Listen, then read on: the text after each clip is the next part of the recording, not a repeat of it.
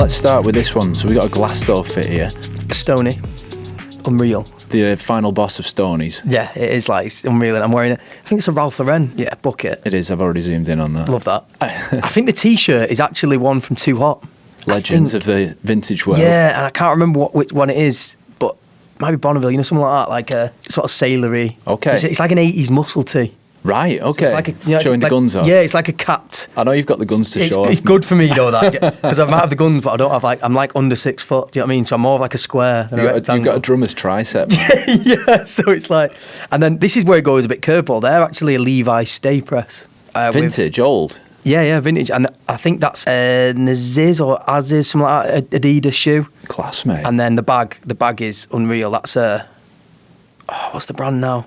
Filson, there we go. Okay, so it's a Filson bag. It looks sturdy. It looks like a thick material, the bag. That was and I've probably not had a shower for about 3 days. You still look gorgeous, mate. But let's break it down a little bit then. So tell us about the jacket first of all. It's the final boss of Stone Island jackets. It's two-tone. For those listening in audio, it's like a racing green and a navy, is it? It's got a tan collar as well. Okay, with like the barber style, is it corduroy? Yeah. Killer, mate. And the cut of it, the shoulders, like, what's going on there? It's like the cape in it. Do you know what it's quite Barbary in cut. Do you know, it's got like the big cape over the shoulders and that, and to hide all the seams from water seeping in. The buttons are amazing as well. They're almost like tin. Okay. Do you know what I mean? They're like a metal button that have been like It reminds me, it's quite military. Do you know what I mean? So it's got an embossed like. Yeah. Does it say Stone Island on it? I don't think it does. Oh, I wish I bought it now. I could show you. Did you source? Where have you sourced this one from? Because it doesn't look like you can go and get it at Flannels. I got that from someone online. I had a collab jacket. It might have been a K-Born, and it was like a smock that had like a backpack built into it. Military influenced, obviously. Yeah, and it was mint, but it was like massive on me. Right. So I'd had it, and I've got so many of them jackets in my wardrobe that I love, but they're in there. And then someone got in touch who knew I had it, or maybe I sent it them, and was like, "Would you be interested in this for something you've got?" And then he was like, "Oh, I've got this." I had to pay a bit as well, obviously. Okay. But when he showed it me, I was like, "That was dead stock as well." Yeah, I sent him a video and we're laughing like of me like cutting the label off. But I think he's still got one, Okay. So I'm going to send it you first. I'll save up, mate. I mean, that's It's a killer jacket. I don't expect you to tell me the price, but I know it's it was a few figures. Do you know what? Yeah, it was. But it's worth it, innit? When you love something. Yeah, really cool. Like it's super unusual. Yeah. Stone Island. Brilliant brand, but kind of 10 a penny these days. But this thing is obviously rare. Like the length of it's odd, in a brilliant way.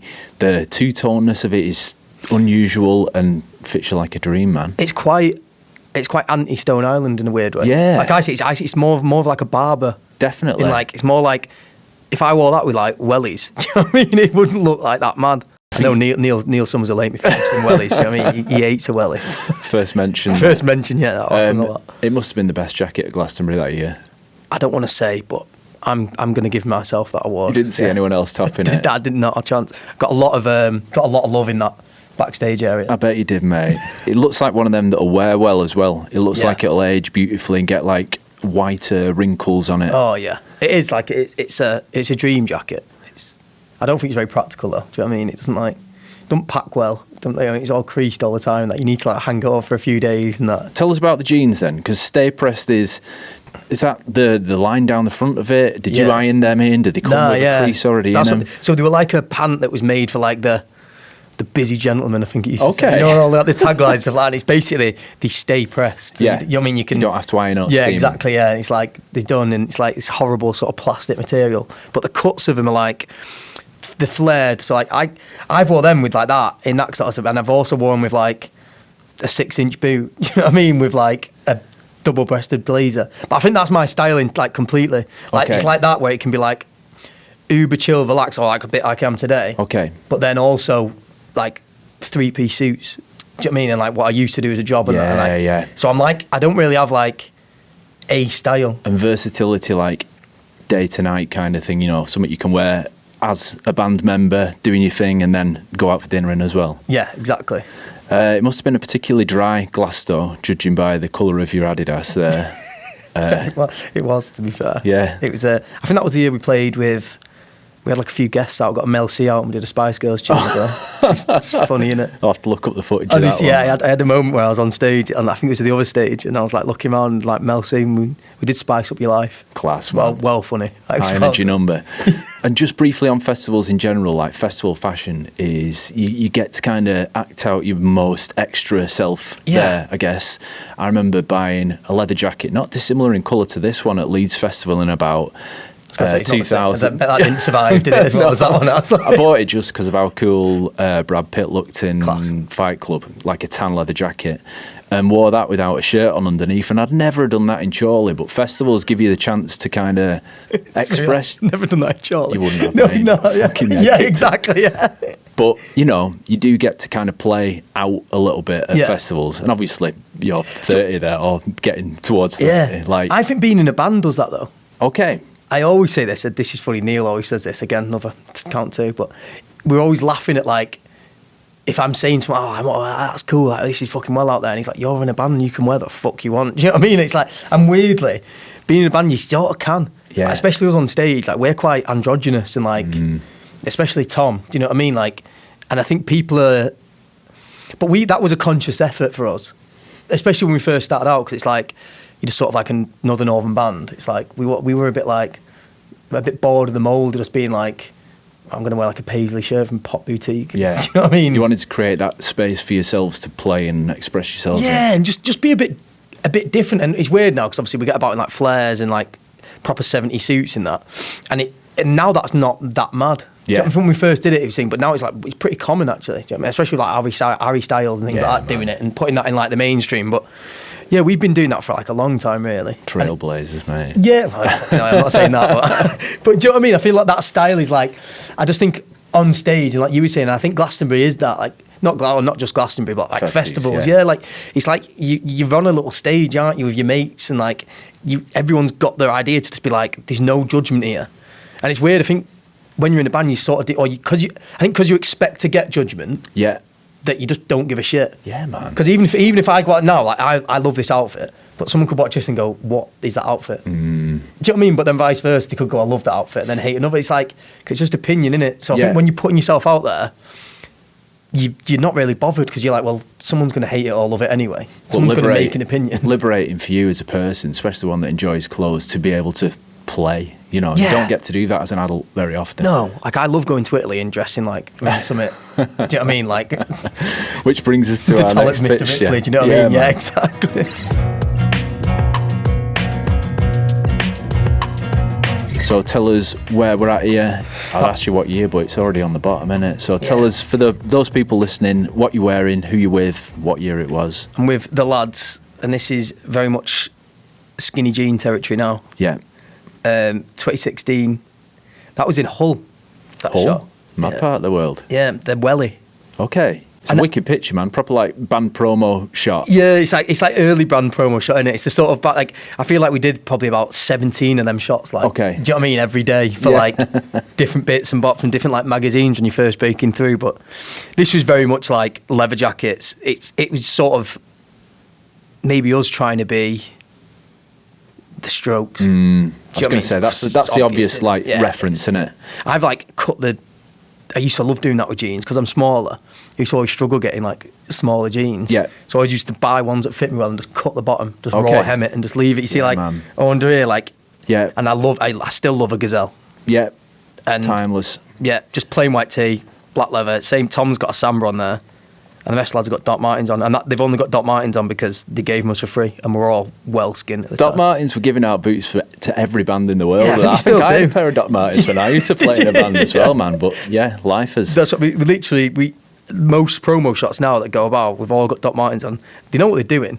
Yeah. Do you know what I mean? The same, do you know what, Levi's as well. Levi's early doors. Like we've all... I think Charlie's defo got a Levi's. Charlie and Josh have got Levi's on there. Jackets as well. We've all got Levi's jeans. Like early days, they got in touch with us and was like, "What do you want?" Could they not got you a pair of jeans that were the right length? That could have fit. Or you love the raw hem too much? I think I actually did love the raw hem too much. How are you doing for knee slits on that one? Have you got knees exposed, thighs exposed? I think the knee is. Do you know what's funny?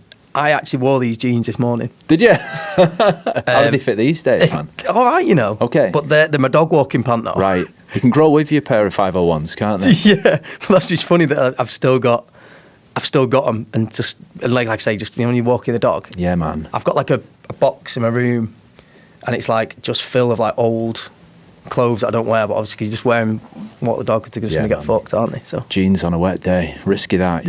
Yeah, I know I'm weird with stuff like that. So where were you getting your leathers from at this time? Because I mean, you look at the Strokes and they were getting Helmut Lang and like all these like Dior leather jackets in America. Like, was that in your grasp at that time, or were you having to kind of source yours elsewhere?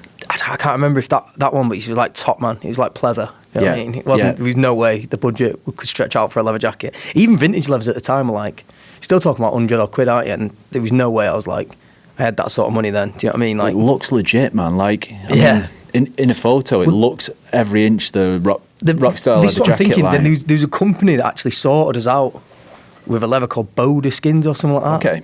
Back in the day, I don't know if they're still a company, but that also might have been that. I vaguely remember on this one, I think we all had leather jackets on. Okay. And we had a conscious decision to go, we need to, like, some of us need to either take it off or like, I think Josh took his off. And that's why he's got like a shirt on. But yeah, I think there was definitely a discussion of like all of us have got a bit too like, funny. So we'll come on to that a little bit later in the podcast, but there's always an element with you, and I saw it firsthand when I came to watch you, of a bit of a kind of collaborative aspect to how you're going to look as a whole. Yeah. And that has happened since early days, did it? You like kind of made a conscious decision that we've got to be coherent to an extent. Yeah, like, literally from day one. Yeah. First gig. The first gig we did, we all wore turtlenecks. Yeah. Like black suit pants and turtlenecks. Class, man. And then Tom wore white suit pants to real show he was the front man. Yeah. As if he was at the front of the stage, not enough. Do you know what I mean? But that's what we did. And then the turtlenecks were like a thing. But again, that one I gave some money. Yeah. Do you know what I mean? Like, we didn't, because when we started touring, we weren't going to wear the same sort of like outfit at all. Do you know what I mean? So it was just, and again, no one was doing it. And we saw things like bands like Talk on the Music Machine, like all these like 60s bands we liked at the time, and they were all dressed like that. Yeah. So we were just like, oh, that's cool. We'll just sort of copy that. But it feels great when you're doing something with your mates to be coherent. It gives you a kind of like unified power, I guess. Like, you know, like a sports team or an army or something. There's a lot of power. In, isn't there? Yeah, definitely. I think being like strength in numbers sort of thing, innit? Yeah, definitely. If you're all getting about in the same gear, you can't help but be like, well, if you have a go at me, you can have a go at all of us. Yeah, you know what I mean? So for real. Yeah, it did feel like that. And then I remember there was like, when we got signed, because we didn't get signed for years. And one of the things was, it was like we were too 60s-y and too like... And at the time, we didn't really think we were, just because the organ Miles had, that was the only instrument he had. Do you know what I mean? So literally one day, James Skelly just like... Because we knew him from the Coral, and he produced our like first, like every album we've done. He just had these synths, and we always wanted them, but the synths are expensive. Do you know what I mean? Yeah. So he just put the synth in front of us and played the same parts on the synth, and it was like, all right. And everyone was like, now you're 80s. Yeah, exactly. It was mad because loads of people were like, I remember first people were like, oh, you've sold yourselves out and stuff. And we were like, no, we've always wanted to sound like this. Yeah, you know what I mean? Like, afford it, yeah, like my favourite band's Duran Duran. Do you know what I mean? Like, it's like. Satisfy me in a synth nerd. Which was the synth that he gave you?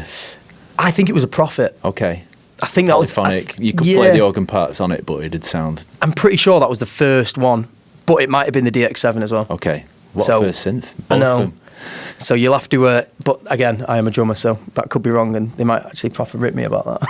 The trainers are nonchalantly well worn as well. Like, I think a Gazelle is like the ultimate indie Adidas. Yeah, 100%. Like, it seems to age differently to a Samba or a Campus or the other ones. I feel like they like a Samba, especially at the moment, they're like massively, or probably at the end of their like peak of fashion at the moment. Yeah. But I feel like a Gazelle's always constant. Yeah. Do you know what I mean? It's always like, it's just there, and it's like the hobnob. Yeah. Do you know what I mean? Like, it's a trooper, the Gazelle. My girlfriend's got peach Gazelles and has had them for ages, and like, you know, you see the various Adidas trend cycles, and they're just like, they're never quite at the top, but they're always underneath the one that's currently trending. It's the hobnob, isn't it? It's solid. It's a solid.